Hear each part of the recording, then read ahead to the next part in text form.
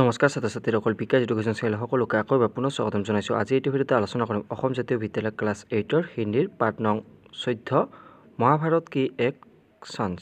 ইয়াৰ আজি প্ৰশ্ন উত্তৰখিনি আলোচনা কৰিম। তেনেহ'লে ভিডিঅ'টো স্কিপ নকৰা কৰি সকলোকে চাই থাকক। প্ৰথমে কৈছে যে 1 নম্বৰখিনি যে সম্পূৰ্ণ বাক্যমে উত্তৰ লিখ। ইয়াৰ প্ৰথম ক নম্বৰ আমাৰ প্ৰশ্নটো দিয়া আছে যে মহাভাৰত কি এক চান্স একাকী কাৰ কौन है। ইয়াৰ উত্তৰটো লিখিব লাগিব এনেকৈ যে মহাভাৰত কি এক চান্স একাকী কাৰ হাই ভাৰত ভূষণ অগ্ৰৱাল। তাৰপিছত খ নম্বৰ প্ৰশ্নটো দিয়া আছে যে ধৃতৰাষ্ট্ৰ কোন যুদ্ধবাৰ্তা শুনা ৰহে থে।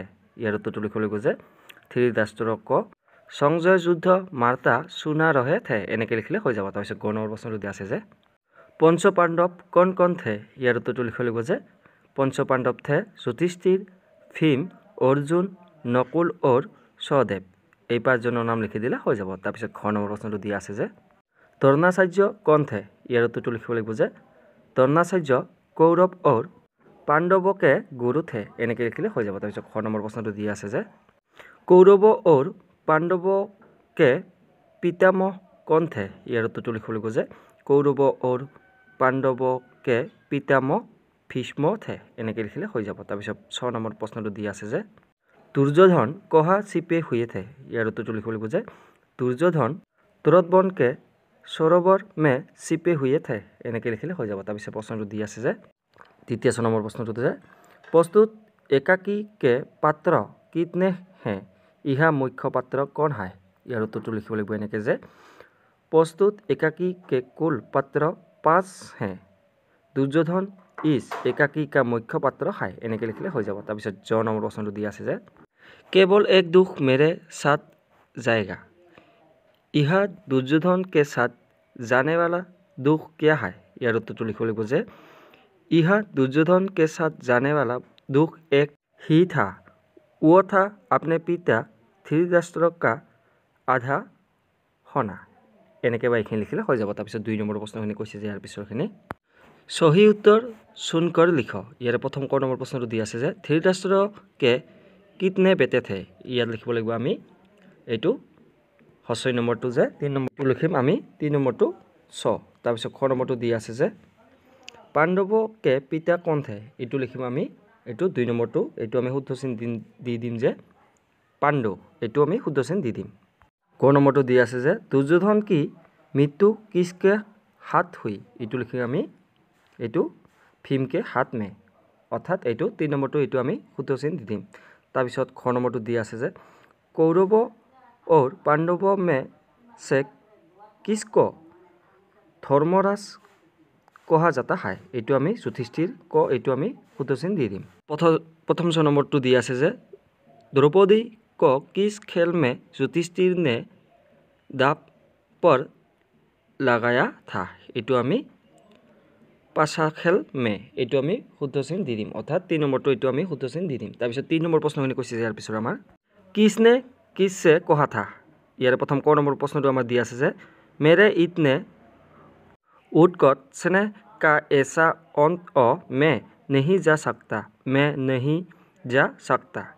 এইটো আমি লিখিম যে ধৃতৰাষ্ট্ৰ নে সঞ্জয় সে কহা থা। এনেকৈ লিখিম। তাৰপিছত খ নম্বৰটো দিয়া আছে যে খ নম্বৰ পহলে बीता का दौर और अंत में करुणा की भीख कायरो का यही नियम है।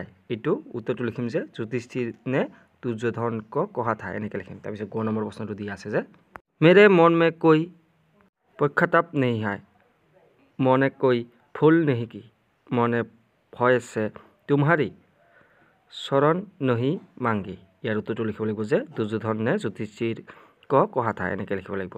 তাৰপিছত খ নম্বৰটো দিয়া আছে যে খ নম্বৰ जो अपने भय की जीवित जलवा देने में भी नहीं हिचकिचाता जो अपनी भाभी को भी हरि सभा में अपमानित करने में आनंद ले सकता है उसका लज्जा से क्या পৰিচয়। ইয়াৰ উত্তৰটো লিখিম যে যুধিষ্ঠিৰ নে ভীম সে কহা থা এনেকৈ লিখিব লাগিব। তাৰপিছত 4 নম্বৰ প্ৰশ্নখিনি দিয়া আছে ইয়াৰ পিছত প্ৰসংগ ব্যাখ্যা কৰ।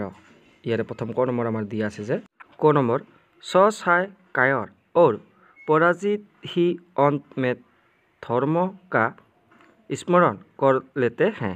यार उत्तर लिख जे प्रस्तुत प्रक्रिया हमारी हिंदी पाठ्यपुस्तक और हिंदी सीखे के चौथे भाग के अंतर्गत भारत भूषण अग्रवाल जी द्वारा रचित एकाकी महाभारत की सांस से ली गई है।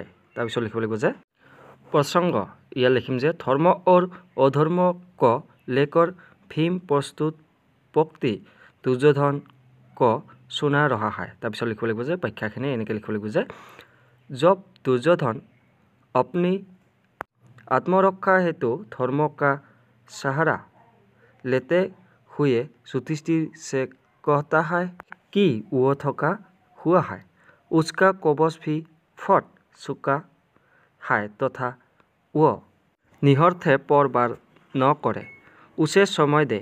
साथ ही साथ वो भी कहता है कि युधिष्ठिर तो धर्मराज है, उसके रहते अधर्म नहीं हो सकता, तो उसके रहते निहर्थे पर बार करना कहा का धर्म है। इस धर्म और अधर्म की बात पर भीम हंसते हुए दुर्योधन से कहता है कि उसे अब जाकर धर्म का स्मरण हुआ है। ऐसी बातें तो कायर और पराजित ही करते हैं। जब उनके सामने मृत्यु मंडराने लगती है, उन्हें यह स्मरण हो जाता है कि उसकी अंतिम घड़ी आ चुकी है, तब उनके मुंह से इस प्रकार के धर्म और अधर्म की बातें निकलने लगती है। एनेके लिखिले हो जाब। तार प्रश्न दिया यार पिछर ख नम्बर जे विफलता के इस मरुस्थल में अब एक बुद्ध आवेगी भी तो सुख कर खो जाएगी।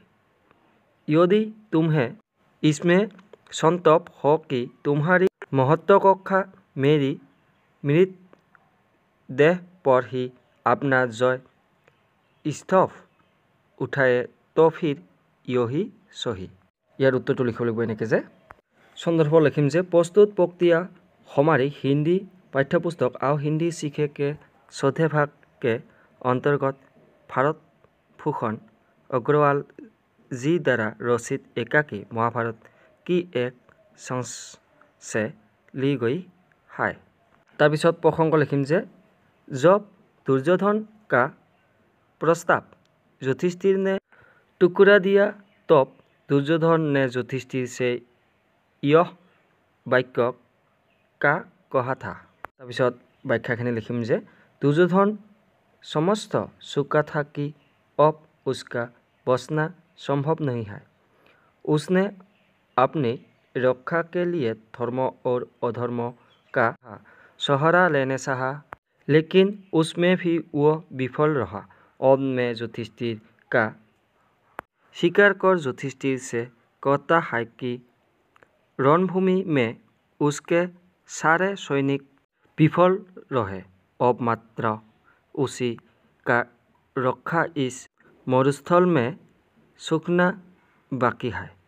यदि युधिष्ठिर की महत्वाकांक्षा उसकी मृतक शरीर पर जय स्तंभ उठना है तो यही होगा।